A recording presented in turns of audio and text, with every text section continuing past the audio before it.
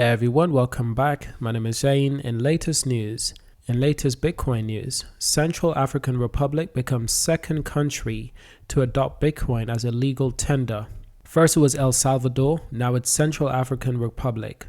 So this is actually quite exciting because Bitcoin could help transform this country, including El Salvador. We've seen the positive effects Bitcoin has had on El Salvador. Now we're going to get a chance to see the positive effect that this will take on the Central African Republic. So the Central African Republic, also known as CAR, announced today that it has adopted Bitcoin as a legal tender. It becomes the second country after El Salvador make the first move. The official Facebook account of the presidential office this morning posted that President Faustin Archange Touadéra signed the bill into law after it was anonymously passed by National Assembly. Now, Bitcoin will serve as the national currency alongside the Central African CFA franc, a regional currency that is backstopped by France and is also used in Cameroon, Chad, Congo, Equatoria, Guinea, and Gabon.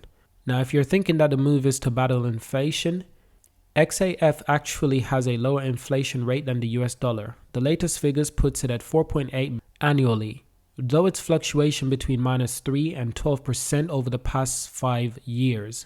Now, while the official announcement taught the importance of the milestone, it's short on specifics. Price per Bitcoin right now is $31,506. This makes Bitcoin considerably undervalued, to be quite honest. In the last month, we've seen Bitcoin as low as 26,000. These are all extremely low prices for Bitcoin, and in the last month it's practically been consolidating, if I am honest. Previously, in the last 3 months, we've seen Bitcoin as high as 47 grand. Now, AFP, akin to Associated Press of the French-speaking world, translated Presidential Chief of Staff Obi Nasiono saying this move places the Central African Republic on the map of the world's boldest and most visionary countries. It joins El Salvador on the group of Bitcoin-adopting nations. In June 2021, President Nayib Bukele pushes through the currency reforms that saw BTC become a legal tender alongside the US dollar in the Central American country.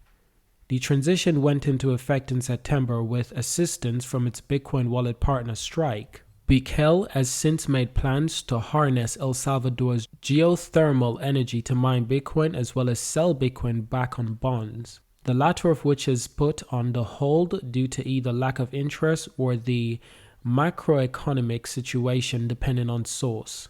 Less is known about Central African Republic plans for cryptocurrency or the government's ability to translate the bill into reality. One of the world's poorest countries, the Central African Republic, is heavily reliant on diamond export. It's also politically unstable. A central war in the early 2010s led to the dissolution of governments and a failed state. Big news in the Ethereum space. Ethereum merges upgrade goes live today on Ropsten testnet. In an historic move, Ethereum's longest-running testnet called Ropsten is transitioning to a proof-of-stake algorithm on Wednesday. The blockchain's much-anticipated transition from its current proof-of-work to a proof-of-stake mechanism or consensus algorithm. This will be one step closer today if the planned trial upgrade on Ropsten testnet goes live as planned later today. First rolled out in 2016, Ropsten is Ethereum's oldest testnet that allows Ethereum blockchain development testnet before deployment on the mainnet. Similar to other testnet, it is identical to the mainnet, with the key difference that no real funds are at risk if any technical issues do occur. Now, the date for the upgrade was first announced on May the 18th, when Ethereum core developer Terran Tasso broke the news that configurations of Ropsten Beacon Chain, a proof-of-stake network that runs alongside Ethereum mainnet, had been merged and client release should be expected soon. Now, the developers also had to decide on the so-called terminal total difficulty, a pre-decided difficulty value at which the Ropsten merge occurs, something they did the following day, setting a value of 50 quadrillion. As explained by Biko, such a high value was chosen because of the proof of work, hash rate on the testnet, and risk of the merge having happened before the net was ready with the Ballixtris update. Now, per the Ethereum Foundation blog post, client software teams participating in the Rob Stern merge include Lighthouse, Lobster. So what's next? Today, Rob Stern merge is a crucial step before Ethereum's actual transition to consensus layer, formerly known as ETH 2.0, slated for August this year. So this is huge. This puts Ethereum in a great position. This is Ethereum finally transitioning into what they were always supposed to be. A blockchain that's more acceptable of change. And that's exactly what we need. And obviously we do have the Rob Stern TTD announcement. You can actually read this blog post if you choose to do so. It has some really helpful information in there, but a lot of technical stuff. So not everyone will simply understand this. They've got a graph that explains the approach in merger and how it will all work out. So that's quite nice.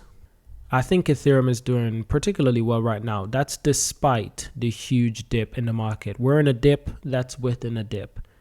That seems to be the consensus, but I think it's doing relatively good despite this dip.